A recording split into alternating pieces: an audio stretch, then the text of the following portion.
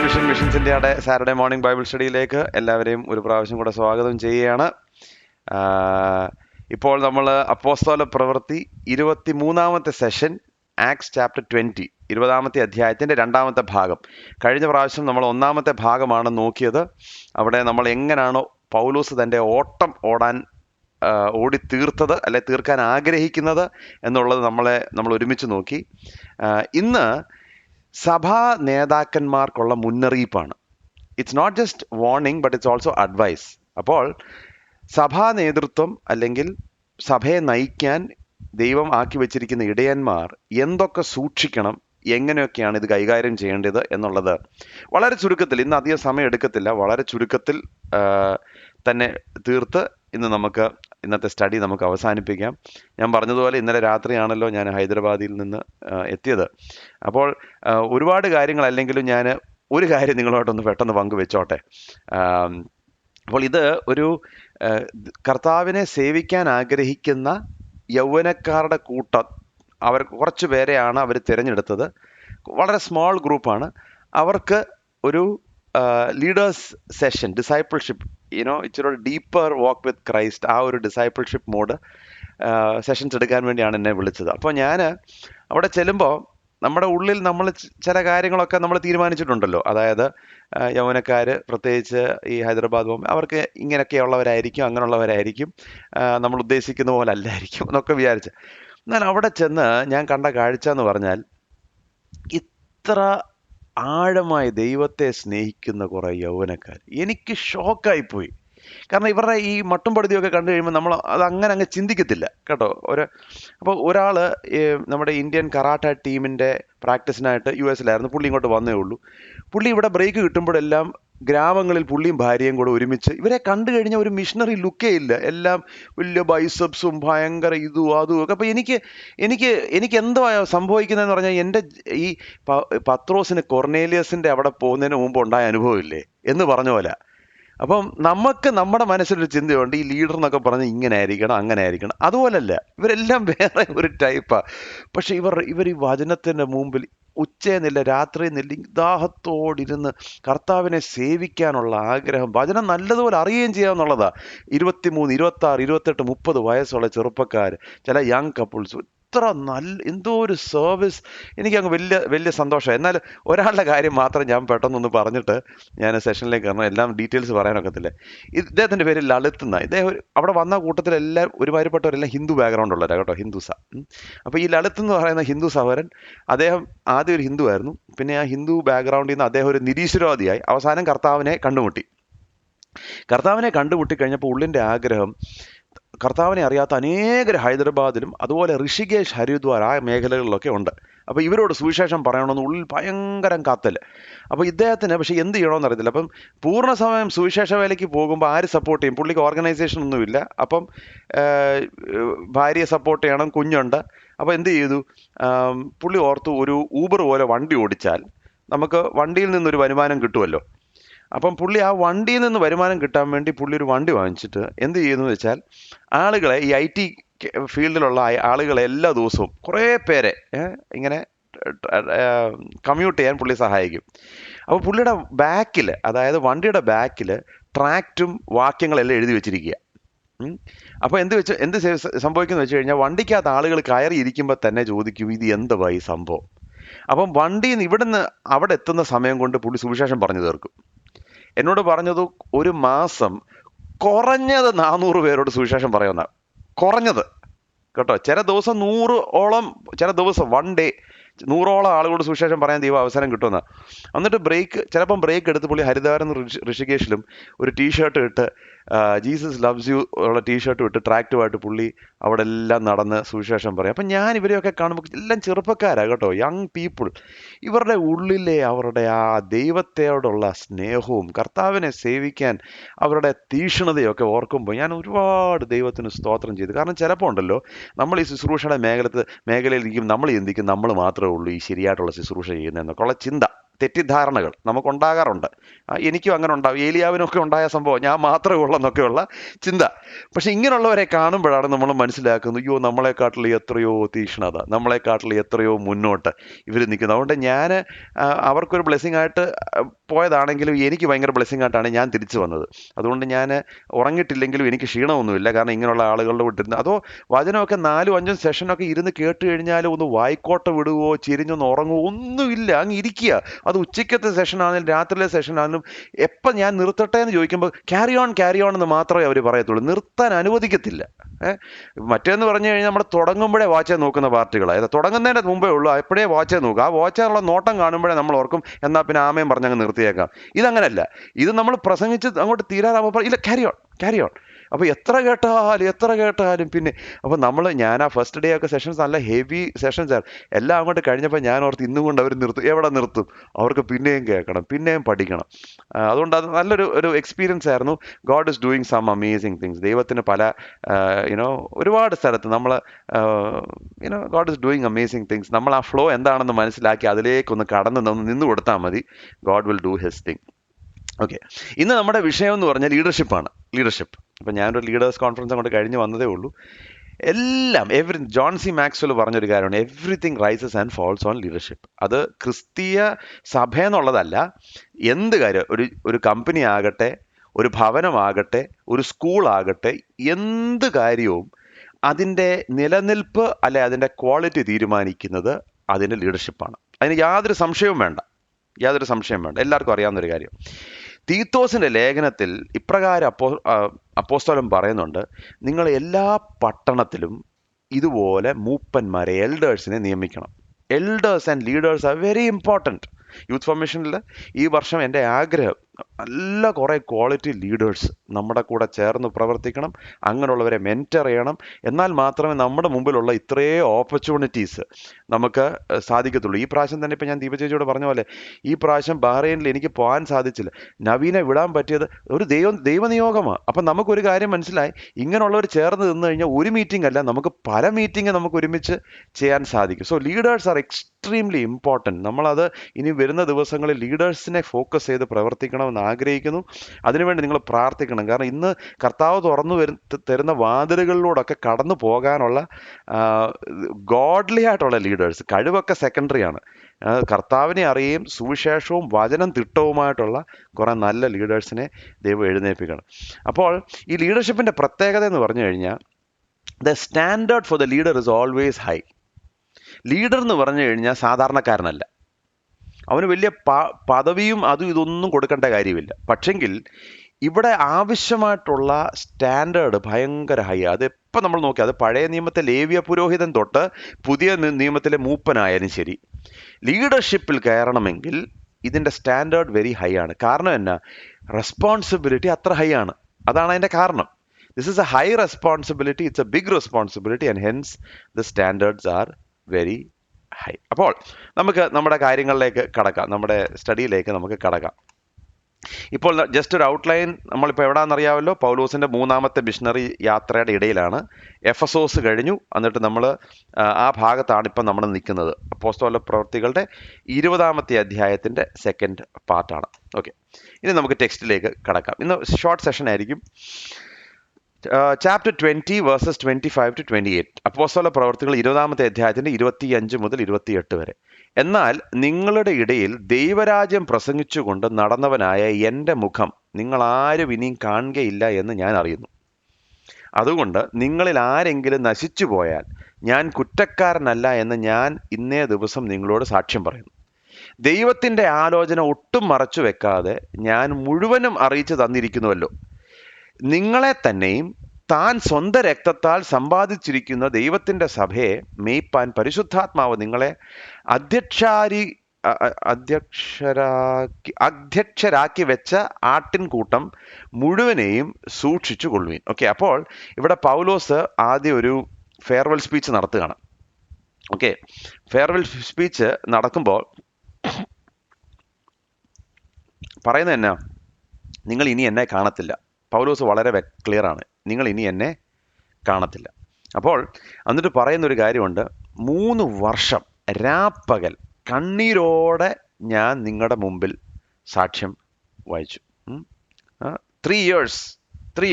എന്നിട്ട് എന്താ പറയുന്നത്? ഞാൻ മുഴുവൻ നിങ്ങളോട് പ്രസംഗിച്ചു. ദൈവത്തിൻ്റെ ആലോചന ഒട്ടും മറച്ചു വെക്കാതെ ഞാൻ നിങ്ങളോട് പ്രസംഗിച്ചു. ഈ പൗലോസിന് ഒരു കാര്യം അറിയാം.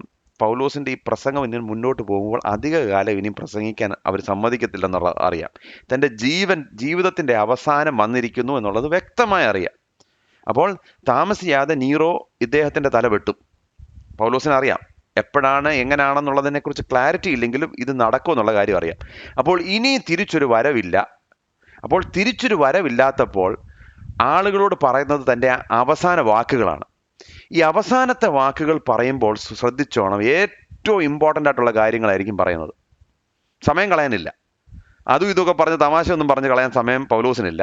ഇനിയും പറയാൻ പോകുന്നത് മൂപ്പന്മാരോട് വളരെ കാര്യമായ കാര്യങ്ങളാണ്. അപ്പോൾ അവിടെ പറയുന്ന ഒന്നാമത്തെ കാര്യം, ഞാൻ നിങ്ങളോട് മുഴുവൻ ദൈവത്തിൻ്റെ ആലോചന ഒന്നും മറച്ചു വെച്ചില്ല, മുഴുവൻ നിങ്ങളോട് പറഞ്ഞു. അപ്പോൾ ആദ്യം നമ്മൾ കാണുന്നൊരു കാര്യം, നമ്മൾ സഭയെ പഠിപ്പിക്കുമ്പോൾ മുഴുവൻ പഠിപ്പിക്കണം. അതുകൊണ്ടാണ് യൂത്ത് ഫോർമേഷനിൽ ഞാൻ എപ്പോഴും പറയുന്നത് Bible cover to cover, verse by verse, chapter by chapter, book by book.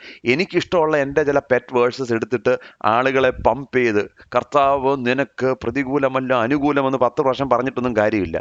ഇതിൻ്റെ മുഴുവൻ കൗൺസിൽ പഠിപ്പിക്കണം.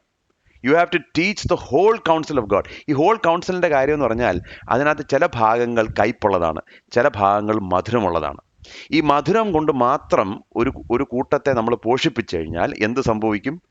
അവർ വയറ്റിളക്കം ഉണ്ടാകും, ഒബീസിറ്റി ഉണ്ടാകും, ഇങ്ങനെ പല ഇഷ്യൂസ് ഉണ്ടാകും. എന്നാൽ കയ്പുള്ള ഭാഗങ്ങൾ കയ്പുള്ളതും, എന്നാൽ കയ്പ് മാത്രം പഠിപ്പിച്ചാലും ഒക്കത്തില്ല, മധുരമായിട്ടുള്ള ഭാഗങ്ങളും പഠിപ്പിക്കണം. The whole council of God. അവിടാണ് പൗലോസ്, ഞാൻ ഒരിക്കലും ഫുൾ ആലോചന മറച്ചു വെച്ചില്ല, ആളുകൾക്ക് എന്ത് കേൾക്കാൻ ഇഷ്ടപ്പെടും എന്നുള്ളതല്ല. ഹീസ് അതുകൊണ്ട് എന്നാ പറയുന്നത്, അതുകൊണ്ട് എനിക്കൊരു കാര്യം അറിയാം, ഞാൻ മുഴുവൻ നിങ്ങളെ അറിയിച്ചത് കൊണ്ട് ആരെങ്കിലും നശിച്ചു പോയാൽ ഞാൻ കുറ്റക്കാരനല്ല. പൗലോസ് ക്ലിയറാണ്. അകത്തുള്ളവനും സഭയുടെ പുറത്തുള്ളവനും സുവിശേഷത്തിൻ്റെ മുഴുവൻ സത്യം കേട്ട് കഴിഞ്ഞു. അപ്പോൾ ആരെങ്കിലും പഠിപ്പിക്കാൻ ആഗ്രഹിക്കുന്നുണ്ടെങ്കിൽ ദൈവസന്നിധിയിൽ ഒരു ദിവസം നിൽക്കേണ്ടവനാണെന്നുള്ള ബോധ്യത്തിൽ വേണം പഠിപ്പിക്കാൻ. അന്ന് ഞാൻ ദൈവസന്നിധിയിൽ നിൽക്കുമ്പോൾ ഞാൻ മുഴുവൻ ആലോചന പറഞ്ഞോ ഇല്ലയോ എന്ന് ദൈവം ചോദിക്കും. നീ എത്ര ഫേമസ് പ്രീച്ചർ ആയിരുന്നോ എന്ന് ചോദിക്കത്തില്ല, നീ എത്ര ആളുകളോട് പ്രസംഗിച്ചു എന്നുള്ളത് ദൈവം ചോദിച്ചു. കിട്ടിയവരുടെ മുമ്പിൽ നീ മുഴുവൻ ആലോചന പറഞ്ഞോ ഇല്ലയോ എന്നുള്ളത് കർത്താവ് ചോദിക്കും. അല്ലാതെ ആളുകൾക്ക് അവരെ ഇക്കിളിപ്പെടുത്തുന്ന കാര്യങ്ങൾ മാത്രം പറയാനല്ല ദൈവം നമ്മളെ വിളിച്ചിരിക്കുന്നത്, മുഴുവൻ ആലോചന. എന്നാൽ ആദ്യം ഈ കാര്യങ്ങൾ പറഞ്ഞതിന് ശേഷം പൗലോസിന് ഒരു വലിയ വാർണിംഗ് ഉണ്ട്, ഒരു മുന്നറിയിപ്പ്. എന്താണ് മുന്നറിയിപ്പ്? ഒന്നാമത് തുടങ്ങുന്നത് 28-ാമത്തെ വാക്യം, ആക്ട്സ് ചാപ്റ്റർ 20 വേഴ്സ് 28. നിങ്ങളെ തന്നെയും താൻ സ്വന്തം രക്തത്താൽ സമ്പാദിച്ചിരിക്കുന്ന ദൈവത്തിൻ്റെ സഭയെ മേയ്പ്പാൻ പരിശുദ്ധാത്മാവ് നിങ്ങളെ അധ്യക്ഷരാക്കി വെച്ച ആട്ടിൻകൂട്ടം മുഴുവനെയും സൂക്ഷിച്ചുകൊള്ളുവിൻ. അപ്പോൾ ആദ്യം ഇവിടെ കാണുന്ന ലീഡേഴ്സിനോട് പറയുന്നത് നിങ്ങളെ തന്നെ സൂക്ഷിച്ചുകൊള്ളുവിൻ. അപ്പോൾ എവിടെ ഇതിൻ്റെ തുടക്കം? നമ്മളെ തന്നെ സൂക്ഷിക്കണം. Guard your self. സ്പിരിച്വൽ ലീഡർഷിപ്പിൽ പ്രയോറിറ്റി എവിടെയാണെന്നറിയാമോ? എൻ്റെ സ്വന്തം കർത്താവുമായിട്ടുള്ള എൻ്റെ നടപ്പ്, അവിടാണ് ഇതിൻ്റെ ആരംഭം. അത് സൂക്ഷിക്കാതെ ലോകം മുഴുവൻ പോയി ഞാൻ പ്രസംഗിക്കാൻ ദൈവം ആഗ്രഹിക്കുന്നില്ല. എനിക്ക് ദൈവം തന്നിരിക്കുന്ന ജീവിതം, കർത്താവുമായിട്ടുള്ള ബന്ധത്തിൽ ഞാൻ ദൈവസന്നിധിയിൽ നടക്കുന്ന എൻ്റെ നടപ്പ്, അതാണ് ഞാൻ ഏറ്റവും കൂടുതൽ സൂക്ഷിക്കേണ്ടത്. ദൈവം എനിക്ക് തന്നിരിക്കുന്ന കുടുംബത്തിലെ ബന്ധങ്ങൾ ഏറ്റവും കൂടുതൽ ഞാൻ സൂക്ഷിക്കണം. അത് കഴിഞ്ഞിട്ടേ ഉള്ളൂ ശുശ്രൂഷ. അതുകൊണ്ടാണ് ഒരാൾ ഇപ്രകാരം പറഞ്ഞത്, I am not interested to hear a talented man, I don't care how gifted a preacher you are, if you don't know how to treat your wife well, stop preaching. അദ്ദേഹം പറഞ്ഞതാ, എത്ര വലിയ പ്രാസംഗികനാണെന്നുള്ളത് എനിക്ക് വിഷയമല്ല, നിങ്ങൾ എത്ര വലിയ കൃപാവരങ്ങളുള്ളതാണെന്ന് വിഷയമല്ല, നിങ്ങളുടെ ഭാര്യയെ നിങ്ങൾക്ക് ട്രീറ്റ് ചെയ്യാൻ നല്ലതുപോലെ അറിയത്തില്ലെങ്കിൽ നിങ്ങൾ പ്രസംഗിക്കുന്നതിൽ അർത്ഥമില്ല. എന്ന് പറഞ്ഞാൽ എന്താണ്? എൻ്റെ സ്വന്തം ജീവിതത്തിൽ ദൈവം എനിക്ക് തന്നിരിക്കുന്ന ജീവിതം, കുടുംബം, അവിടാണ് ഞാൻ ആദ്യം ആരംഭിക്കേണ്ടത്. അവിടെ എവിടെയെങ്കിലും പാളിപ്പോയിട്ടുണ്ടെങ്കിൽ അവിടെ ഞാൻ തിരുത്തൽ പ്രാപിക്കണം. അവിടെ എന്തെങ്കിലും എൻ്റെ ജീവിതത്തിൽ കർത്താവുമായിട്ട് നിരന്നിട്ടില്ലെങ്കിൽ ഞാൻ അവിടെ നിരക്കണം. അതിനുശേഷമാണ് ആദ്യം ഞാൻ എന്നെ തന്നെ സൂക്ഷിക്കണം. അതുകൊണ്ടാണല്ലോ നമ്മൾ ഫ്ലൈറ്റിൽ കയറുമ്പോൾ ആദ്യം അവർ പറയും, in the absence of oxygen mask will fall from. എന്നിട്ട് എന്നാ പറയുന്നത്? ensure that you put the mask on yourself first before you apply it to others. എപ്പോഴും പറയുന്നൊരു കാര്യമാണ്. എന്താണ് പറയുന്നത്? കാരണം ഓക്സിജൻ മാസ്ക് ഞാൻ എൻ്റെ മുഖത്തേക്ക് വെച്ചില്ലെങ്കിൽ പിന്നെ അവരെ സഹായിക്കാൻ എന്നെ കൊണ്ട് കഴിയത്തില്ല എന്നുള്ള കാര്യം അവർക്കറിയാം.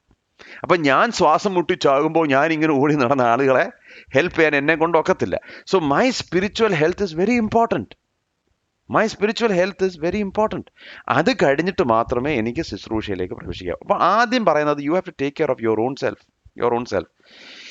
ഈ ശുശ്രൂഷയുടെ പ്രഷേഴ്സും ശുശ്രൂഷയുടെ ബേർഡൻ ഒരു സാധാരണ മനുഷ്യന് താങ്ങാനൊക്കത്തില്ല. ദൈവത്തോട് ചേർന്ന് നടക്കുന്നവന് മാത്രമേ ദൈവീകമായ പദ്ധതിയിൽ അത് ചെയ്തെടുക്കാൻ സാധിക്കത്തുള്ളൂ. Because the pressures of ministry are always greater than us. നമ്മളെക്കാട്ടിലും വലുതും നമ്മൾക്ക് താങ്ങാൻ പറ്റുന്നതിനൊക്കെ അധികമാണ് ശുശ്രൂഷ എന്ന് പറയുന്നത്. നമുക്ക് താങ്ങാൻ പറ്റത്തില്ല. പക്ഷെങ്കിൽ ഞാൻ ദൈവത്തോടു കൂടെ നടന്ന് എൻ്റെ ജീവിതം കർത്താവുമായിട്ട് ചേർന്ന് നടക്കുമെങ്കിൽ കർത്താവും ഞാനോട് ഒരുമിച്ച് നടക്കുമ്പോൾ ഇത് ചെയ്യാൻ സാധിക്കും. അതുകൊണ്ട് ആദ്യത്തെ വാർണിംഗ് നമ്മളെ തന്നെ സൂക്ഷിക്കുക. അതുകൊണ്ടാണ് യാക്കോബിൻ്റെ ലേഖനം നമ്മൾ പഠിച്ചപ്പോൾ എല്ലാവരും ഉപദേഷ്ടാക്കന്മാരാകാനൊന്നും ആഗ്രഹിക്കരുതെന്ന് പറയുന്നത്. ഇന്നത്തെ കാലം എന്ന് പറഞ്ഞാൽ വാളെടുത്തവനെല്ലാം എന്ന് പറഞ്ഞ മോഡാണ് ഇപ്പം ഇന്നത്തെ കാലം. പക്ഷെ അങ്ങനല്ല ദൈവം ആഗ്രഹിക്കുന്നത്. ആദ്യം ദൈവം ആഗ്രഹിക്കുന്നത് is the minister himself before the ministry. ശുശ്രൂഷകനാണ് ദൈവത്തിന് ഇമ്പോർട്ടൻറ്റ് ശുശ്രൂഷയെക്കാട്ടിലും. അപ്പോൾ ശുശ്രൂഷകൻ തന്നെ സൂക്ഷിക്കണം. 2 എന്താണ് പറയുന്നത്? I have to shepherd the flock. എന്താ പറയുന്നത്? ദൈവത്തിൻ്റെ സഭയെ മേയ്ക്കണം. നമ്മൾ ഇടയന്മാരാണ്. Shepherd the flock. ഈ സെക്കൻഡ് പ്രയോറിറ്റി എന്ന് പറയുന്നത്, ഫസ്റ്റ് പ്രയോറിറ്റി നമ്മളെ തന്നെ സൂക്ഷിക്കുക, ആത്മീയമായി സൂക്ഷിക്കുക. രണ്ടാമത്തെ പ്രയോറിറ്റി എന്താണ്? സെക്കൻഡ് പ്രയോറിറ്റി എന്ന് പറഞ്ഞാൽ I have to shepherd the flock. അനേകർ ഈ പ്രയോറിറ്റി ഇൻവേഴ്സ് ചെയ്യും. അതുകൊണ്ട് തന്നെ ശുശ്രൂഷയുടെ പുറകിൽ പോയി അതിൻ്റെ പിന്നാലെ ഒരുപാട് കാര്യങ്ങൾ വിട്ട് അവസാനം സ്വന്തം കുടുംബത്തെ പോലും മേയ്ക്കാനുള്ള ആ ഒരു അവസ്ഥ യിൽ നിന്ന് മാറിപ്പോവും. അതൊരിക്കലും ഒരു ശുശ്രൂഷകന് സംഭവിച്ചുകൂടാ എന്നുള്ളതാണ് പറയുന്നത്. എന്നാൽ രണ്ടാമത്തെ പ്രയോറിറ്റി എന്നാ?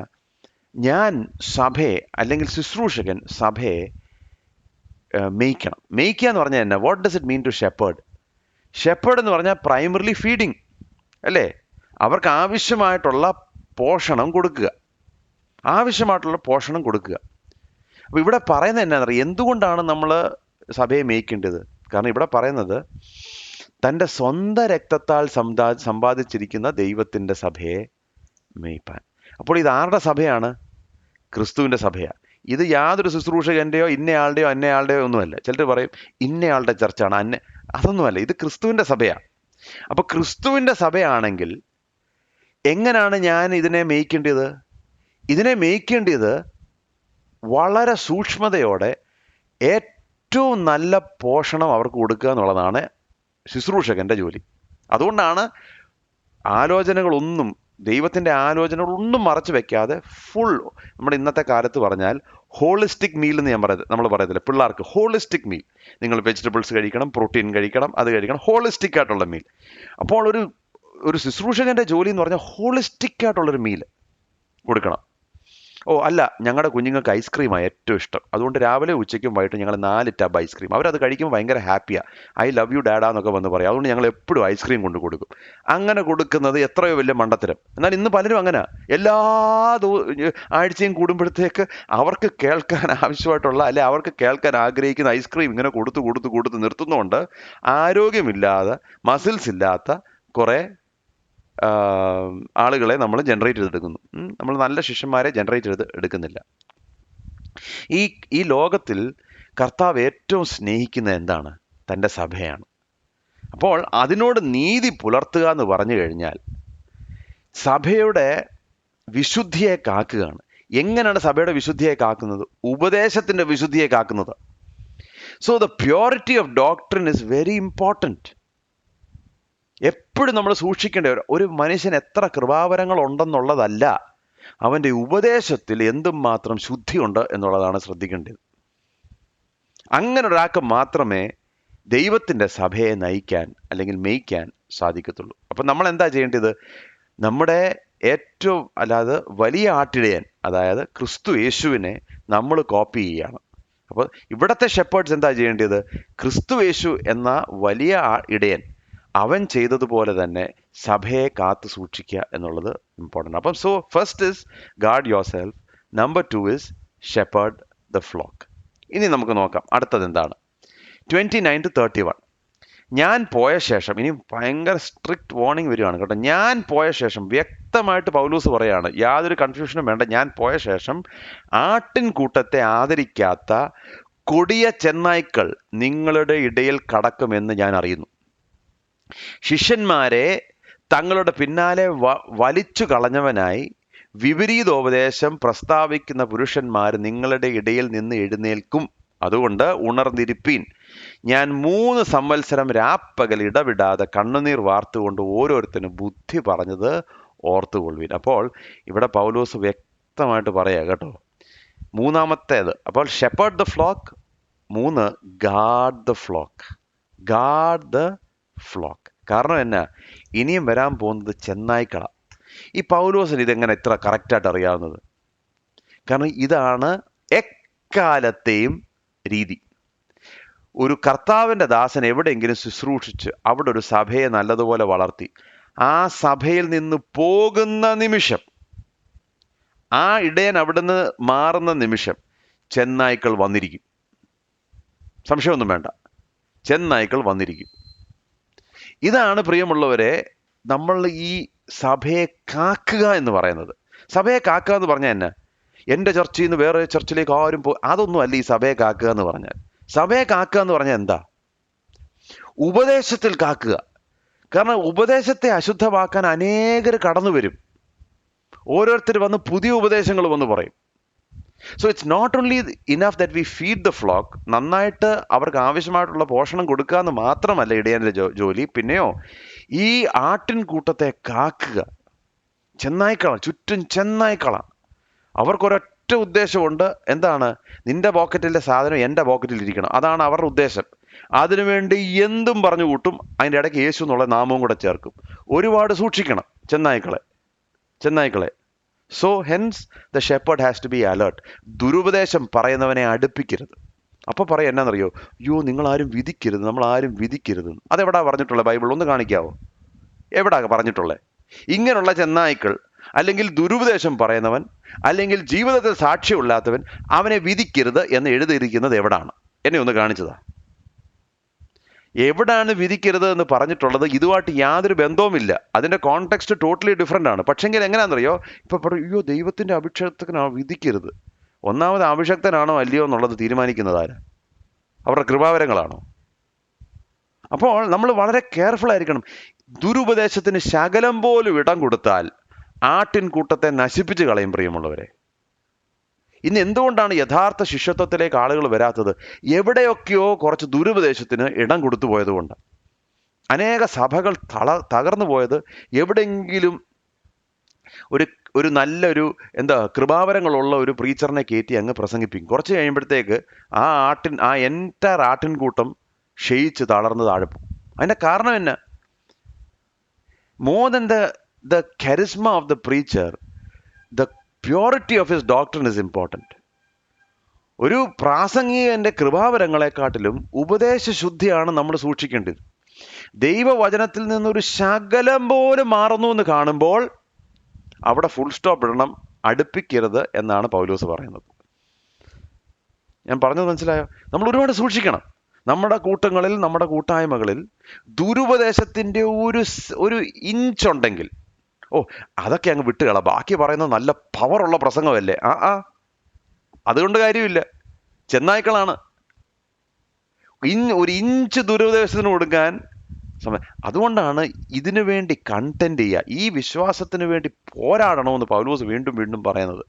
ദുരുപദേശത്തിനെതിരെ നമ്മൾ പോരാടണം. അപ്പം അതിനുവേണ്ടി എന്ത് ചെയ്യണം? The shepherd has to be alert. നമ്മൾ ഉണർന്നിരിക്കണം. എന്താണ് സംഭവിക്കുന്നത്? വാച്ച്മാൻ്റെ കാര്യം പറഞ്ഞ പോലെ എഴുന്നേറ്റ് ഇതാണോ അവർ പറയുന്നത്, അതാണോ പറയുന്നത്? അങ്ങനെയാണെങ്കിൽ ആ ഉപദേശത്തെ നമ്മൾ കണ്ണിക്കണം. പിന്നെ 2, ഈ ഇടയൻ എന്ന് പറയുന്നത് ആളുകൾക്ക് മുന്നറിയിപ്പ് കൊടുക്കണം. ഞാനൊന്നും ഇതിനെക്കുറിച്ച് മിണ്ടുന്നില്ല, കാരണം ഞാനായിട്ട് എന്താ ഇതൊക്കെ പറയുന്നത്? അങ്ങനല്ല. ആടിനെ സ്നേഹിക്കുന്ന ഇടയനാണെങ്കിൽ അവർക്ക് ആവശ്യമായിട്ടുള്ള മുന്നറിയിപ്പ് കൊടുക്കുന്നത് ഇടയൻ്റെ ജോലിയാണ്. അപ്പോൾ അത് മൂന്നാമത്തെ കാര്യം. എന്നിട്ട് എന്നാ പറയുന്നത്? പൗലോസ് പറയുന്നത്, ഞാൻ രാപ്പകൽ കണ്ണീരോടെ ഞാൻ നിങ്ങൾക്ക് ബുദ്ധി പറഞ്ഞു തന്നു. ഈ പൗലോസിന്റെ ശുശ്രൂഷയുടെ പ്രത്യേകത കണ്ടു. കണ്ണീരോടെ എങ്ങനെയെങ്കിലും ഇവരുടെ അകത്തോട്ട് ക്രിസ്തു ഇവരിൽ ഉരുവാകുന്നത് വരെ ഉണ്ടല്ലോ, ക്രിസ്തു എന്ന തലയോളം അവർ വളരുന്നത് വരെ ആ ഒരു കണ്ണീരോടുള്ള ശുശ്രൂഷ. അപ്പോൾ ഒരു ശുശ്രൂഷകൻ ശുശ്രൂഷിക്കേണ്ടത് കണ്ണീരോടെയാണ് എന്നുള്ളതാണ്. നാലാമത്തെ അഡ്വൈസ് 29-32. നിങ്ങൾക്ക് ആത്മീക വർധന വരുത്തുവാനും സകല വിശുദ്ധന്മാരോടുകൂടെ അവകാശം തരുവാനും കഴിയുന്ന ദൈവത്തിലും അവൻ്റെ കൃപയുടെ വചനത്തിലും ഞാൻ ഇപ്പോൾ നിങ്ങളെ ഭരമേൽപ്പിക്കുന്നു. അപ്പോൾ ഒന്നാമത് അവിടെ കാണുന്നത്, you have to study and pray. നിങ്ങൾക്ക് ആത്മീക വർധന വരുത്തുവാനും സകല വിശുദ്ധന്മാരോടുകൂടെ അവകാശം തരുവാനും കഴിയുന്ന ദൈവത്തിലും അവൻ്റെ കൃപയുടെ വചനത്തിലും ഞാൻ ഇപ്പോൾ നിങ്ങളെ ഭരമേൽപ്പിക്കുന്നു. അപ്പോൾ കർത്താവിൻ്റെ ശുശ്രൂഷയിൽ ഏർപ്പെടുവാൻ ആഗ്രഹിക്കുന്നവർ നാലാമത് ചെയ്യേണ്ടത് ദൈവവചനം നല്ലതുപോലെ പഠിക്കണം, പ്രാർത്ഥനയിൽ ജാഗരിക്കണം. ഇതിന് യാതൊരു വിട്ടുവീഴ്ചയില്ല. നല്ലതുപോലെ ദൈവവചനം പഠിക്കണം. ഇതിനകത്ത് യാതൊരു വിട്ടുവീഴ്ചയില്ല. അപ്പോൾ to feed the flock the shepherd needs to feed himself, അല്ലേ? എനിക്കില്ലാത്തൊരു കാര്യം എനിക്ക് ആളുകൾക്ക് പറഞ്ഞു കൊടുക്കാൻ പറ്റുമോ? എനിക്കറിയാത്തൊരു കാര്യം ആളുകൾക്ക് പറഞ്ഞു കൊടുക്കാൻ പറ്റുമോ? എനിക്കില്ലാത്തൊരു നമ്മൾ എപ്പോഴും ശ്രദ്ധിക്കേണ്ട ഒരു കാര്യം, ഒരാളെ നമ്മൾ മുകളിലേക്ക് വലിച്ചു കയറ്റണമെങ്കിൽ നാം എത്രയോ അവരെക്കാട്ടിൽ ഉയർന്നിരിക്കണം എന്നുള്ളത് നാം അറിയണം. മനസ്സിലായോ? താഴേക്ക് വലിച്ചിടാനാണെങ്കിൽ ഭയങ്കര എളുപ്പമാണ്. ശ്രദ്ധിച്ചിട്ടുണ്ടോ? ഒരു ടേബിളിൻ്റെ മണ്ടയ്ക്ക് ഞാൻ കയറി നിൽക്കുമ്പോൾ നിങ്ങൾക്ക് എന്നെ താഴേക്ക് വലിച്ചിടണമെങ്കിൽ വളരെ എളുപ്പമാണ്. എന്നാൽ ടേബിളിൻ്റെ മണ്ടയ്ക്ക് ഞാൻ നിൽക്കുമ്പോൾ ഞാൻ നിങ്ങളെ മുകളിലേക്ക് പൊക്കണമെങ്കിൽ എന്തുമാത്രം കരുത്തും എന്തുമാത്രം ശക്തിയും എന്തുമാത്രം ബലം വേണമെന്നറിയാം. അതുകൊണ്ട് ഒരു ഇടയൻ എപ്പോഴും തന്നെ ഫീഡ് ചെയ്യണം. ദൈവവചനത്തിൽ വളരെ സ്ട്രോങ് ആയിരിക്കണം. എന്ന് മാത്രമല്ല, പ്രാർത്ഥന, ഒരുപാട് പ്രാർത്ഥിക്കണം. നമ്മൾ പ്രാർത്ഥിക്കുന്നത് എന്നാണെന്നറിയോ? നമ്മൾ ഈ പ്രാർത്ഥിക്കുമ്പോഴാണ് ദൈവത്തെ കൊണ്ടേ കർത്താവ് നടക്കത്തുള്ളൂ എന്നുള്ളത് നമ്മൾ ഏറ്റുപറയണം. കർത്താവ് എന്നെയും കൊണ്ട് ഈ പരിപാടി നടക്കത്തില്ല, നിന്നാൽ മാത്രമേ സാധിക്കത്തുള്ളൂ എന്നുള്ളത് ഞാൻ ഏറ്റുപറയാം. എന്തുകൊണ്ടാണ് പ്രിയമുള്ളവരെ നമ്മൾ പ്രാർത്ഥിക്കാത്തത്? അപ്പോൾ എല്ലാവരും പറയുന്ന ഉത്തരമാണ്, ഇപ്പം സമയം കിട്ടുന്നില്ല. നമ്മൾക്ക് സമയം കിട്ടാത്തതുകൊണ്ടല്ല നമ്മൾ പ്രാർത്ഥിക്കാത്തത്. നമ്മൾ പ്രാർത്ഥിക്കാത്തതിൻ്റെ ഒറ്റ കാരണം നമ്മുടെ ഉള്ളിലെ അഹങ്കാരമാണ്. ദൈവം ഇല്ലെങ്കിലും എനിക്ക് ചിലതൊക്കെ ചെയ്തെടുക്കാൻ പറ്റുമെന്നുള്ള ഒരു ചിന്ത. അതാണ് പ്രശ്നം. അപ്പോൾ നമ്മളിത് ഒത്തിരി സൂക്ഷിക്കണം. There is no substitute for prayer. അപ്പോൾ ദൈവദാസന്മാർ ദൈവവചനത്തിലും പ്രാർത്ഥനയിലും ജാഗരിക്കണം. പിന്നെ 5ാമത്തെ warning, be free from self interest. 33ാമത്തെ വാക്യം, ആരുടെയും വെള്ളിയോ പൊന്നോ വസ്ത്രമോ ഞാൻ മോഹിച്ചിട്ടില്ല. എൻ്റെ മുട്ടിനും എന്നോട് കൂടെ ഉള്ളവർക്കും വേണ്ടി ഞാൻ ഈ കൈകളാൽ അധ്വാനിച്ചു എന്ന് നിങ്ങൾ തന്നെ അറിയുന്നല്ലോ. ഇങ്ങനെ പ്രയത്നം ചെയ്ത് പ്രാപ്തിയില്ലാത്തവരെ സഹായിക്കുകയും വാങ്ങുന്നതിനേക്കാൾ കൊടുക്കുന്നത് ഭാഗ്യം എന്ന് കർത്താവായ യേശു താൻ പറഞ്ഞ വാക്ക് ഓർത്തുകൊള്ളുകയും വേണ്ടത് എന്ന് ഞാൻ എല്ലാം കൊണ്ടും നിങ്ങൾക്ക് ദൃഷ്ടാന്തം കാണിച്ചു തന്നിരിക്കുന്നു. ഇങ്ങനെ പറഞ്ഞിട്ട് അവൻ മുട്ടുകുത്തി അവരോടെല്ലാവരോടും കൂടെ പ്രാർത്ഥിച്ചു. എല്ലാവരും വളരെ കരഞ്ഞു. ഇനിമേൽ അവൻ്റെ മുഖം കാണുകയില്ല എന്ന് പറഞ്ഞ വാക്കിനാൽ അവർ ഏറ്റവും ദുഃഖിച്ച് പൗലോസിൻ്റെ കഴുത്തിൽ കെട്ടിപ്പിടിച്ച് അവനെ ചുമതിച്ച് കപ്പലോളം അവനോട് കൂടെ വന്ന് അവനെ യാത്ര അയച്ചു. പിന്നെ 5ാമത്തെ ഇൻസ്ട്രക്ഷൻ, വളരെ ക്ലിയർ ഇൻസ്ട്രക്ഷനാണ്. എന്താണ്? B free from self interest. എന്നിട്ട് പറയാണ്, ഞാൻ ആരുടെയും വെള്ളിയും പൊന്നും വസ്ത്രവും ഞാൻ മോഹിച്ചിട്ടില്ല. പൗലോസ് എത്ര നാൾ ശുശ്രൂഷിച്ചെന്നറിയാം? എത്ര നാൾ? 3 വർഷം ഒരു സ്ഥലത്ത്. എന്തുമാത്രം കഠിനാധ്വാനം ചെയ്തു. പുള്ളിയുടെ ഷെഡ്യൂളൊക്കെ ഞാൻ പറഞ്ഞായിരുന്നു, ഓർക്കുന്നുണ്ടല്ലോ, അതിരാവിലെ എഴുന്നേറ്റ് എന്തൊക്കെയാണ് ചെയ്തതെന്നുള്ളത്. അത്രമാത്രം പ്രയത്നിച്ചു. എന്നിട്ട് 1 രൂപ പോലും പ്രതിഫലം അവരുടെ കയ്യിൽ നിന്ന് ഇച്ഛിച്ചില്ലെന്നുള്ളതാണ്. എന്നാൽ നിങ്ങളുടെ പോക്കറ്റിലെ ഏറ്റവും നല്ല നോട്ട് എടുത്ത് ഉയർത്തിപ്പിടിക്കും, ഞാനിപ്പോൾ സ്ഥലം വിടുക എന്ന് പറഞ്ഞില്ല. ഇതാണ് യഥാർത്ഥ ദൈവദാസൻ. യാതൊരു ബെനിഫിറ്റും ആഗ്രഹിക്കാതെ കർത്താവിൻ്റെ സഭയെ സേവിച്ച ദൈവദാസൻ. നിങ്ങളുടെ വെള്ളിയും എനിക്ക് വേണ്ട, നിങ്ങളുടെ പൊന്നും എനിക്ക് വേണ്ട, നിങ്ങളുടെ വസ്ത്രവും വേണ്ട. കണ്ണീരോടെ പക്ഷെ ശുശ്രൂഷിക്കുന്നത് എന്തിനു വേണ്ടിയാ? ക്രിസ്തു എന്ന തലയോളം അവർ വളരണം. അതാണ് ആഗ്രഹം. So a true God honouring ministry focuses on giving, not on getting. എനിക്കെന്ത് ലഭിക്കും എന്നുള്ളതല്ല, പിന്നെയോ എനിക്ക് എങ്ങനെ ചെലവായി പോകാം എന്നുള്ളതാണ്. ചെലവിടാനും ചെലവായി പോകാനും തയ്യാറായിട്ടുള്ളൊരു ശുശ്രൂഷകനായിരിക്കണം എന്നാണ് പൗലോസ് പറയുന്നത്. The love of money is the characteristic of false teachers. ഒരു ദുരുപദേശകനെ കാണണമെങ്കിൽ പണത്തോടുള്ള മനോഭാവം കണ്ടാൽ മതി, അറിയാം. അത്രയും മാത്രം മതി. ബലയാമിന്റെ വഴിയിലൂടെ സഞ്ചരിക്കുന്നവർ, ബലയാമിന്റെ വഴിയിലൂടെ എന്ന് പറഞ്ഞാൽ പണത്തിനു വേണ്ടി എന്ത് പ്രസംഗവും പ്രസംഗിക്കും, ഏത് പ്രസംഗവും പ്രസംഗിക്കും, യാതൊരു പ്രശ്നവുമില്ല പണം അതിനകത്ത് ഇൻവോൾവ് ആണെങ്കിൽ. The love of money is a characteristic of false teachers. അങ്ങനെയുള്ളവരെ സൂക്ഷിച്ചു കൊള്ളുവീൻ എന്നുള്ളത് പറയുകയാണ്. പൗലോസിനെ സംബന്ധിച്ചുള്ളത്, ഇവരുടെ കയ്യിൽ നിന്നുള്ള ദശാംശവും ദശാംശത്തിന്റെ അപ്പുറവും വാങ്ങാൻ അർഹനല്ലായിരുന്നു. തീർച്ചയായിട്ടുമാണ്, തീർച്ചയായിട്ടുമാണ്, യാതൊരു സംശയവും വേണ്ട. എല്ലാം കൊണ്ടും വേലക്കാരൻ കൂലിക്ക് അവകാശിയാണ്, യാതൊരു സംശയം വേണ്ട.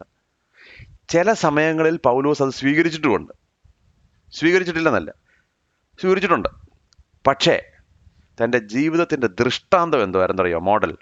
ഞാൻ ഒരുവൻ്റെ വെള്ളിയും പൊന്നും ഞാൻ മോഹിച്ചിട്ടില്ല. എൻ്റെ സ്വന്തം, നിങ്ങൾക്ക് തന്നെ അറിയാം, ഞാൻ എൻ്റെ സ്വന്തം കൈകൊണ്ട് അധ്വാനിച്ചു. കാരണം എന്നാ? ഏതെങ്കിലും കാരണവശാലും സുവിശേഷത്തിന് ഇനി കാശ് വാങ്ങിച്ചെന്ന് പറഞ്ഞ് അതൊരു തടസ്സമായി മാറരുത്. വളരെ നല്ല മോഡലാണ്. ഇന്നത്തെ കാലത്ത് നമ്മൾ ശ്രദ്ധിക്കേണ്ട നല്ലൊരു മോഡലാണ് പൗലോസിന്റെ മോഡൽ. പിന്നെ താൻ തന്നെ തന്നെ സപ്പോർട്ട് ചെയ്തു എന്ന് മാത്രമല്ല, കൂടെ നിന്ന സഹോദരങ്ങൾ കൂടെ കരുതി പുള്ളി. ഒന്ന് ഓർത്ത് നോക്കിയേ. അപ്പോൾ ജീവിതം മുഴുവൻ കർത്താവിന് വേണ്ടി ചെലവിട്ടുകൊണ്ടിരിക്കുകയാണ്. വേലക്കാരൻ കൂലിക്ക് അവകാശിയാണ്, കൊടുക്കാൻ സഭ തയ്യാറാണ്. എന്നിട്ടും മോഡൽ ചെയ്യുന്ന എന്നാ? സ്വന്തം കൈ കൊണ്ട് പ്രവർത്തിച്ചു, തന്നെ സസ്റ്റെയിൻ ചെയ്തത് മാത്രമല്ല, കൂട്ടുള്ള സഹോദരന്മാർക്കും അവർ ആവശ്യമായിട്ടുള്ളത് കൊടുത്തു. പിന്നെ യെരുശലേമിലെ വിശ്വാസികൾക്ക് ആവശ്യമായിട്ടുള്ളത് കൊടുക്കാൻ ആളുകൾ കാണിച്ചപ്പോൾ സന്തോഷത്തോടെ വാങ്ങി. കാരണം എന്നാ? ഇത് എനിക്ക് എൻ്റെ വീട്ടിൽ കൊണ്ടുപോകാനല്ല, പിന്നെയോ ഇത് യെരുശലേമിലെ നമ്മുടെ സഹോദരന്മാർക്ക് വേണ്ടി. അപ്പോഴത്തേക്ക് താൻ തന്നെ താഴ്ത്തുക. അതിനൊരിച്ചിരി താഴ്മ വേണം കേട്ടോ, അല്ലേ? ഓ, ഞാനിനി 1 രൂപ പോലും വാങ്ങിക്കത്തില്ല, ഞാനും തൊടത്തില്ല ആ സാധനം. എൻ്റെ സഹോദരന്മാർക്ക് വേണ്ടി ഞാൻ ഏത് ലെവൽ വേണമെങ്കിലും താഴാനും തയ്യാർ. അപ്പോൾ ഇറ്റ്സ് എ ഗുഡ് ബാലൻസ്. നിങ്ങൾക്ക് ആ ബാലൻസ് മനസ്സിലായെന്ന് ഞാൻ വിശ്വസിക്കുന്നു. അപ്പോൾ ഇത് വാങ്ങിക്കാൻ അർഹതയുണ്ടെങ്കിലും സുവിശേഷ നിമിത്തം വാങ്ങിക്കാതെ നല്ലൊരു ദൃഷ്ടാന്തം ആളുകളുടെ മുമ്പിൽ കാഴ്ചവെച്ചു. പിന്നെ വാങ്ങിക്കേണ്ട സമയമായപ്പോൾ താഴ്മയോടെ വാങ്ങുകയും ചെയ്തു. അപ്പോൾ ഇന്നത്തെ കാലത്ത് ഒരുപാട് സൂക്ഷിക്കേണ്ട ഒരു മേഖലയാണ് സെൽഫ് ഇൻട്രസ്റ്റ്. എനിക്കിതിനകത്തുനിന്ന് എന്ത് കിട്ടും എന്നുള്ള ഉദ്ദേശത്തിൽ ശുശ്രൂഷ. ഞാൻ എപ്പോഴും നിങ്ങളോട് പണ്ടും പറഞ്ഞിട്ടുണ്ട്, ഈ യൂത്ത് മിനിസ്ട്രിയിൽ ആളുകളെ കിട്ടാത്തതിൻ്റെ ഒന്നാമത്തെ കാരണം ഞാൻ പറയട്ടെ. യൂത്ത് മിനിസ്ട്രിയിൽ ആളുകളെ കിട്ടാത്തതിൻ്റെ ഒന്നാമത്തെ കാരണം, നമ്മൾ എന്തൊക്കെ പറഞ്ഞാലും ഒന്നാമത്തെ കാരണം ഞാൻ അങ്ങ് പറയാം. യൂത്ത് മിനിസ്ട്രി ചെയ്യുന്ന വ്യക്തി ഒരു കോളേജിലും ഒരു സ്കൂളിലും യുവാക്കളുടെ ഇടയിലും പോയി പ്രസംഗം ചെയ്തു കഴിഞ്ഞാൽ അവരുടെ കയ്യിൽ നിന്ന് 1 രൂപ പോലും കിട്ടുമെന്ന് ആരും പ്രതീക്ഷിക്കേണ്ട. അതുകൊണ്ടാണ് യൂത്ത് മിനിസ്ട്രിക്ക് ആളുകളെ കിട്ടാത്തത്. ഞാൻ ഇത്രയും പച്ചയ്ക്ക് പറയുന്നത് നിങ്ങൾ എന്നോട് ക്ഷമിക്കണം, പക്ഷെ ഇതാണ് എൻ്റെ യാഥാർത്ഥ്യം. ഇതാണ് എൻ്റെ യാഥാർത്ഥ്യം. ആരെങ്കിലുമൊക്കെ ആ മേഖലയിൽ കുറച്ചൊന്ന് പ്രവർത്തിച്ചു തുടങ്ങും, കുറച്ച് കഴിയുമ്പോഴത്തേക്ക് മനസ്സിലാവും ഇതിനകത്തൊന്ന് ജീവിക്കാൻ പോലുള്ളത് കിട്ടുമെന്ന് തോന്നുന്നില്ല. അതുകൊണ്ട് അവർ പിന്നെ ഉടനെ എന്ത് ചെയ്യും? സ്റ്റാൻഡ് മാറ്റും. പ്രിയമുള്ളവർ, ദിസ് ഈസ് എ റിയാലിറ്റി. കാരണം ഉള്ളിൻ്റെ ഉള്ളിൽ സെൽഫ് ഇൻട്രസ്റ്റ് കിടക്കുന്നത് കൊണ്ടാണ്. ഇത് നമ്മൾ ഒരുപാട് സൂക്ഷിക്കണം. അപ്പോൾ എന്താണ് പൗലോസിൻ്റെ വാർണിങ്സ്? ഒന്നുകൂടെ നമുക്ക് പെട്ടെന്ന് ഒന്ന് നോക്കി വെച്ച് അതിൻ്റെ ഒരു സമ്മറി നോക്കി വെച്ച്. എൻ്റെ മൗസ് സ്പീഡിൽ പോയി. എന്താണ്? ഒന്ന്, നമ്മളെ തന്നെ സൂക്ഷിക്കണം. അതാണ് ഒന്നാമത് പറയുന്നത്. നമ്മളെ തന്നെ സൂക്ഷിക്കണം, 1. 2, നമ്മൾ ആട്ടിൻകൂട്ടത്തെ മേയ്ക്കണം. We have to feed them the right thing. 3, we have to protect them. അവരെ കാത്തു സൂക്ഷിക്കണം. ദുരുപദേശകന്മാരുടെ കയ്യിൽ നിന്നവരെ കാത്തു സൂക്ഷിക്കണം. അത് നമ്മുടെ ജോലിയാണ്. 4, നമ്മൾ വചനം പഠിക്കുകയും പ്രാർത്ഥനയിൽ ജാഗരിക്കുകയും വേണം. 5, സ്വയമായിട്ടുള്ള എല്ലാ താല്പര്യങ്ങളിൽ നിന്നും, പണത്തോടുള്ള മോഹത്തിൽ നിന്നും, ഇതിനകത്തുനിന്ന് എന്തെങ്കിലും കിട്ടുമെന്നുള്ള ആഗ്രഹത്തിൽ ശുശ്രൂഷയിലേക്ക് നാം പ്രവേശിക്കാൻ പാടില്ല. മറിച്ചോ സുവിശേഷ നിമിത്തം എന്തും ചെയ്യാൻ നാം തയ്യാറാകാം. എന്നിട്ട് അവസാനം ആളുകൾ എന്തുമാത്രം കരഞ്ഞെന്നറിയാമോ? പൗലോസ് പോവുകയാണ്, ഇനി അവൻ്റെ മുഖം കാണത്തില്ലെന്ന് അവർക്കറിയാം. കാരണം പക്ഷെ അവർക്കറിയാം ക്രിസ്തുവിങ്കിലേക്ക് കൊണ്ടുവന്നത് ഈ പൗലോസാണ്, ക്രിസ്തുവിൽ അവരെ വളർത്തിയത് ഈ പൗലോസാണ്. 3 വർഷം അവരെ പഠിപ്പിച്ചു കഴിഞ്ഞപ്പോൾ പ്രിയമുള്ളവർ, ഇവർ വേറെ ലെവലിലായി എഫെസോസിലെ സഭ. അപ്പോൾ ഒരു സെൽഫിഷ് ഗെയിനിന് വേണ്ടിയല്ല പൗലോസ് ജീവിച്ചത്, പിന്നെയോ ആളുകളെ ക്രിസ്തു എന്ന തലയോളം ഉയർത്തുവാൻ വേണ്ടി ജീവിച്ച അപ്പോസ്തലൻ. അപ്പോസ്തലനായ പൗലോസ് തൻ്റെ ജീവിതം കാത്തു, തൻ്റെ സഭയെ മേയിച്ചു, യാതൊരു പ്രതിഫലവും ഇച്ഛിച്ചില്ല, തൻ്റെ ഓട്ടം നല്ലതുപോലെ ഓടിത്തീർത്തു. അതുകൊണ്ട് ഉപദേഷ്ടാക്കന്മാരാകാൻ ആഗ്രഹിക്കുന്ന ആരെങ്കിലും ഈ 5 മോഡൽസ് പൗലോസിൻ്റെ ഫോളോ ചെയ്യുക എന്നുള്ളതാണ് ഇന്ന് നമ്മൾ ഒരുമിച്ച് പഠിച്ച കാര്യം. ഓക്കെ, അപ്പോൾ അതോടെ നമ്മൾ നിർത്തുകയാണ്. ഇന്ന് ഞാൻ പറഞ്ഞില്ലേ, വളരെ ഷോർട്ട് സെഷനാണ്. നമുക്കൊരു വാക്ക് പ്രാർത്ഥിച്ചതിന് ശേഷം നമുക്കൊരു ക്വസ്റ്റ്യൻ ആൻസേഴ്സിലേക്ക് കടക്കാം. കർത്താവെ, ഞങ്ങൾക്ക് തന്ന ഈ നല്ല രാവിലെ സമയത്തിനായിട്ട് സ്തോത്രം ചെയ്യുന്നു. പൗലോസിൻ്റെ ജീവിതത്തിനായിട്ട് സ്തോത്രം ചെയ്യുന്നു. കർത്താവെ, നീ ഞങ്ങൾക്ക് തന്നിരിക്കുന്ന ചെറിയ ആട്ടിൻകൂട്ടത്തെ അവരെ വിശ്വസ്തമായി കാപ്പാൻ, അവരെ ഫീഡ് ചെയ്യാൻ, അവരെ മേയ്പ്പാൻ, കർത്താവെ ഞങ്ങളെ തന്നെ സൂക്ഷിക്കാൻ, നല്ലതുപോലെ വചനം പഠിക്കുവാനും പ്രാർത്ഥനയിൽ ജാഗരിപ്പാനും, കർത്താവെ വെള്ളിയും പൊന്നും ഇതിയായ കാര്യങ്ങളിൽ കർത്താവെ ഞങ്ങൾ യാതൊരു ലാഭേച്ഛയും ആഗ്രഹിക്കാതെ കർത്താവിനെ ശുശ്രൂഷിപ്പാൻ ഞങ്ങളെ സഹായിക്കണമേ എന്ന് പ്രാർത്ഥിക്കുന്നു. ശുശ്രൂഷയിലേക്ക് കർത്താവെ ഈ ഒരു കാലഘട്ടത്തിൽ ആരെങ്കിലും കാലെടുത്ത് വെക്കുവാൻ ആഗ്രഹിക്കുന്നുണ്ടെങ്കിൽ അവർക്ക് ആവശ്യമായിട്ടുള്ള കൃപ അങ്ങ് തന്നെ കൊടുക്കണം. കർത്താവെ, ഇപ്പോൾ ഒരുപാട് കർത്താവെ വയൽ വിളഞ്ഞു കിടക്കുന്ന ഈ കാലഘട്ടത്തിൽ, ഈ കൊയ്ത്തിനായി നിലം വിളഞ്ഞു കിടക്കുമ്പോൾ, കർത്താവ് വേലക്കാർ ചുരുങ്ങിക്കിടക്കുമ്പോൾ ആ വേലയ്ക്കായി പോകുവാൻ ഞങ്ങൾ ഓരോരുത്തരെയും കർത്താവെ നിൻ്റെ മുമ്പിൽ ഞങ്ങൾ സമർപ്പിക്കുകയാണ്. ഞങ്ങളെ ഇക്വിപ്പ് ചെയ്യണമേ എന്ന് പ്രാർത്ഥിക്കുന്നു. കർത്താവ് ആഗ്രഹിക്കുന്നത് പോലെ ശുശ്രൂഷ ചെയ്ത് ഓട്ടം ഓടി തീർക്കുവാൻ സഹായിക്കണം. യേശു മുഖാന്തരം യാചിക്കുന്നു.